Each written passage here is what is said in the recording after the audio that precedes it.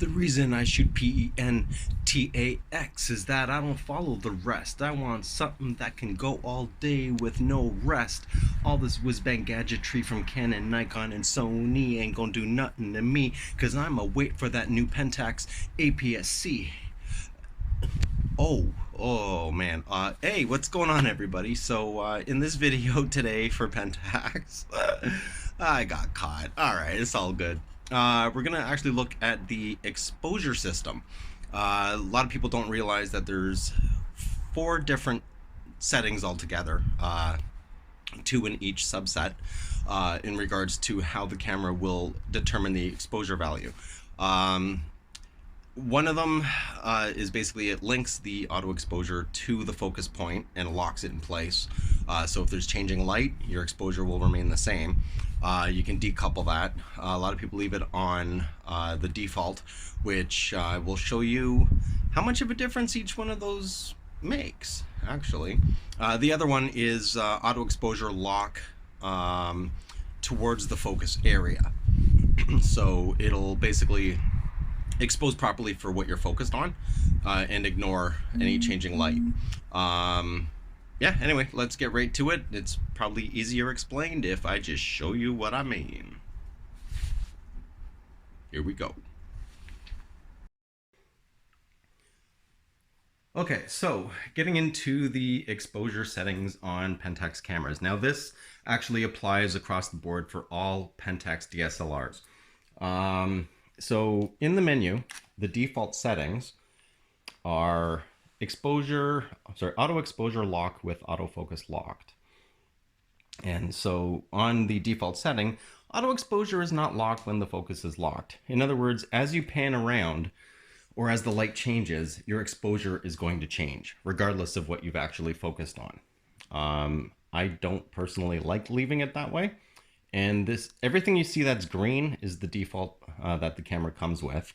And exposure is set separately from the focus point. So linking the auto exposure and autofocus point from the factory is actually turned off. So I'm going to show you what that actually looks like in use.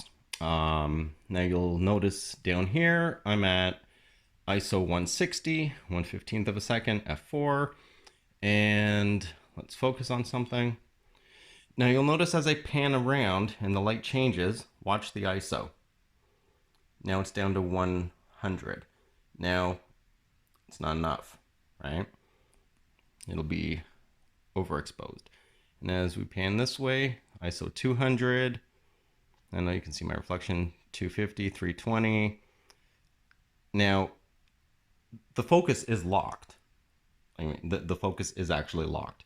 So, but it doesn't link it. So what you may be expecting to happen in the camera isn't necessarily what you're going to get. Now, auto exposure is locked when the focus is locked. Now let's do the same thing. So focus there. So ISO 160, as I pan around, it is at 160. It does not change. Whoops. Because the exposure is actually locked. Now, let's actually go back here. So let's do one picture here at 160.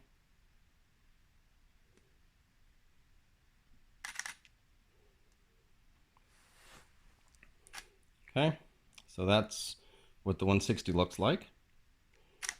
And I'm in TAV mode, by the way. Now, let's go over here.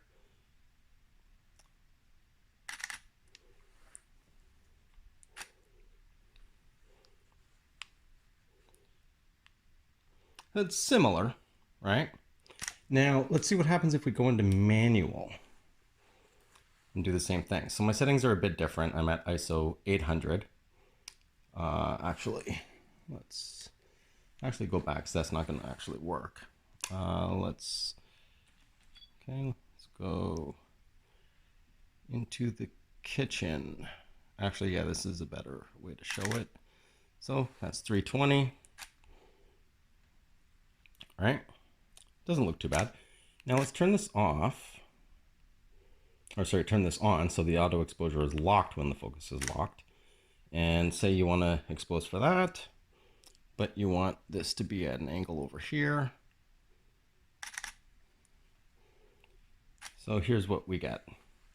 So that's with the exposure locked for the focus point, and that's without. You can see the areas here, it's a bit darker. This is better exposed. Go over here. This is brighter, and so is in the actual kitchen area. So, I mean, there isn't much light difference. However, outdoors, it does make a big difference. So now let's do the exposure separately from, or sorry, exposure will be based on the actual focus point. And let's put, okay, so that's going to be off. So it's locked. Same thing, right? And let's go turn this back on and see how much of a difference that makes. Yeah, and the ISO begins. Yeah, see, it's a big difference. Now we're up to 1000 ISO, right? And now let's go back down, turn this off.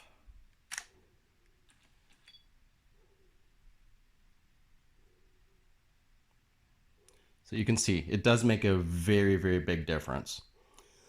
Anyway, I mean, that's pretty much it. There isn't really much else to say. You know, just play around with it. I found what works best for me, which is to actually have the auto exposure locked when the focus is locked, because I don't want the exposure to change on my subject. And I want my exposure to be biased towards the focal point, not the overall scene. I want everything to be consistent. So there you go. Quick run through of the Pentax exposure system and some of the options that are available.